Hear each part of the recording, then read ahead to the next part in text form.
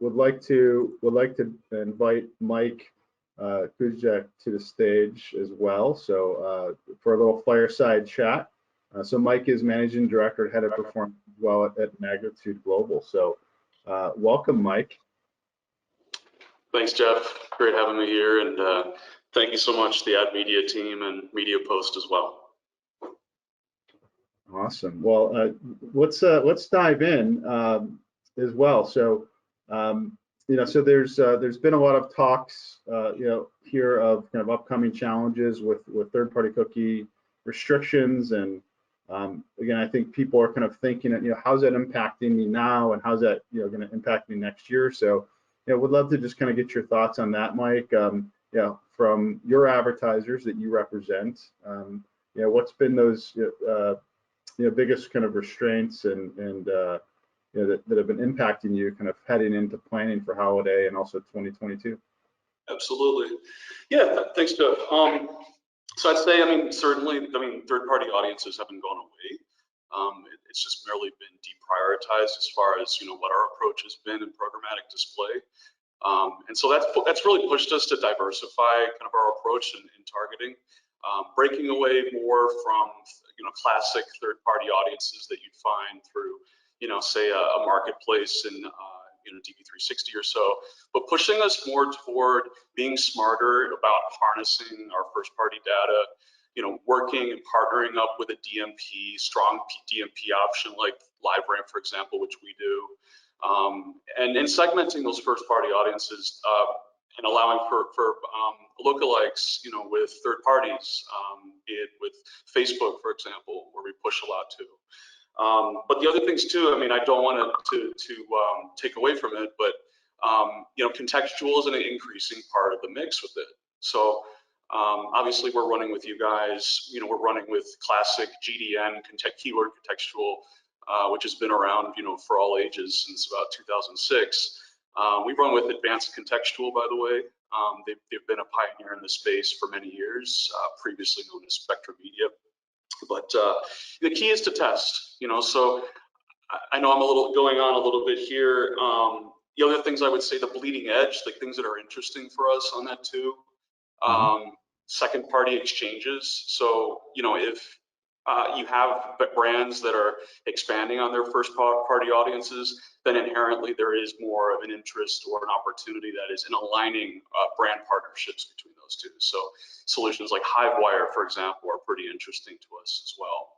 And then of course, last but not least, just direct buys and PMPs, private marketplace setups. But yeah, that's less or so of what we do. Awesome. So let me just kind of ask you just a fun question here too. If you had $1,000 to put into an IPO, if it was Amazon, Google, Facebook, Microsoft, or Ad Media, what would be your best return? None of them. I'm a firm believer in the blockchain. I believe that cryptocurrency is our future, and I believe the industry will be compelled in many ways, just like with a lot of the restrictions and deprecating pixels and things like that. So that is the future. Well said. I spent 8 years in the payment space, battling Jack Dorsey. Actually, we were in his IPO roadshow video, but fun stuff. Yep. So as far as contextual, again, you guys are working through contextual plans right now as part of overall media planning. But just kind of curious for folks on the phone that haven't made that jump into testing contextual. I'm just kind of curious from your standpoint, again, how has contextual fit into media plans, and kind of what areas are you kind of diversifying from to then fuel like an investment in contextual? Very fair question. I think it's been interesting for us in particular, especially considering. So my team in particular, the paid media team, just for context here, is multidiscipline. We focus on paid search, paid social, programmatic display. So there's a lot of interdisciplinary work in that regard. But at the same time, we are rooted and founded in paid search. So we know the keyword contextual product from Google, going way back to 2006. But the opportunity is where how it's evolved now. So You know, Google has also pushed us more and more towards automation and pushing us more into this proverbial black box that, you know, we're not exactly comfortable with. They said, you know, it's essentially hand us over your budget and we'll just spend it however according to your goal. That doesn't work for us. I have major disagreements with Google and to that end, but I'll keep my grievances aside. You know, where we're able to take some of the control on that is, you know, working off of contextual, keyword contextual driven campaigns, even putting that into DV360 directly. You know, I'd say there's more that we can do in that area, applying those learnings from lower in the funnel. And we're kind of bridging the gap with tactics that traditionally, especially for teams that are accustomed to buying on an audience by audience basis, there are ways we can make programmatic display a hell of a lot more efficient. Yeah, efficiency is key. And what would you say has been kind of your biggest surprise, you know, with contextual marketing in general? A lot's changed. There's a lot of posers out there that are, you know, I would say more kind of either technology companies that are now saying they're contextual. There's also, you know, exchanges that are saying they're contextual, but it's just essentially kind of the marketing spin. There's not the underlying really technology or crawlers or any of the big AI things. So just kind of curious, like, you know, from your standpoint, you've seen a lot as well. So just kind of curious, yeah, your biggest surprise overall with contextual that's working the best, even your pitfall. Sure. I mean, I think maybe it's not so much a surprise, but more like a revelation here that, you know, all of our work and the work of search professionals has increasingly become more relevant to any bidding landscape. And so if you take you know, kind of the veterans, if you will, of the search industry that have been around for 10, 15 years plus, go look at a lot of their careers. You'll see that, you know, they've specialized now increasingly in programmatic. That's been personally my direction here, even though I'm leading the agency. But it's certainly eye-opening. You know, I think, look, you know, it's the talent pool in the industry is also changing like that too. We're less siloed.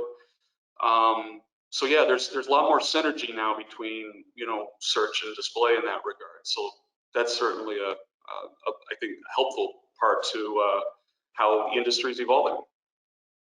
Yeah, it's wonderful to hear as well. And again, I came from a IPG and also boutique agencies and Fireside, so there's a lot of change underway, right? In a positive way, right? Where that change is really kind of needed to take place. So that's great to hear. Let me ask you. I was going to say one last thing there too. I mean, we're in some ways we're taking a step back as an industry. It's okay for where we are, but I think it's interesting, especially I brought up the point about second-party, you know, data exchanges or audience exchanges.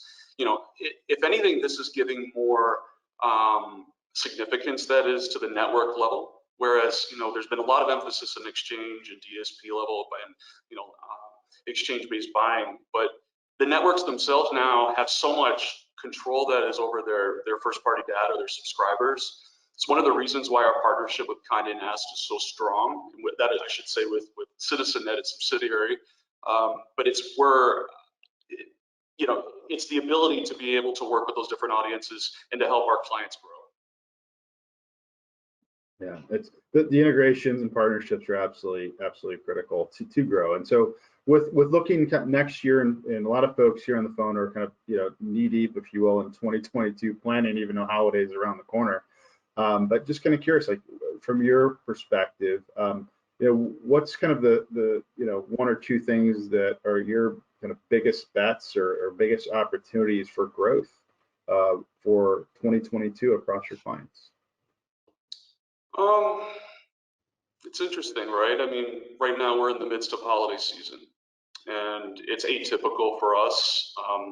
Yes, our sights are on 2022, obviously. I mean, every brand is at that point.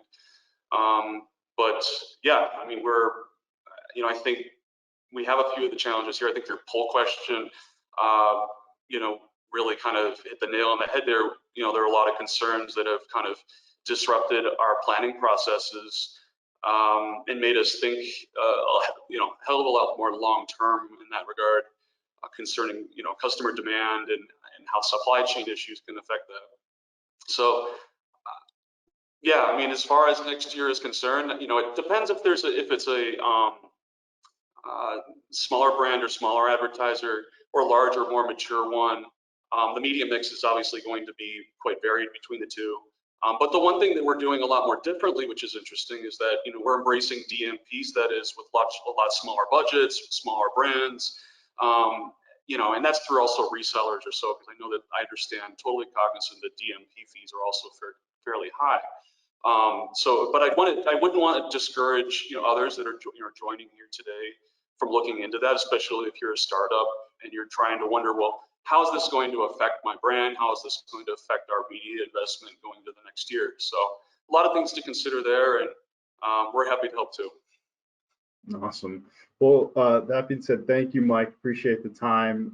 We'll hopefully be around the fire in Deer Valley in 6 weeks or so with the MediaPost Search and Performance Insider Summit as well, and have a real fireside chat as well. Can't wait for that. So thank you for great. Absolutely. Thank you. Awesome. Thank you so much. So for that, we're going to kick it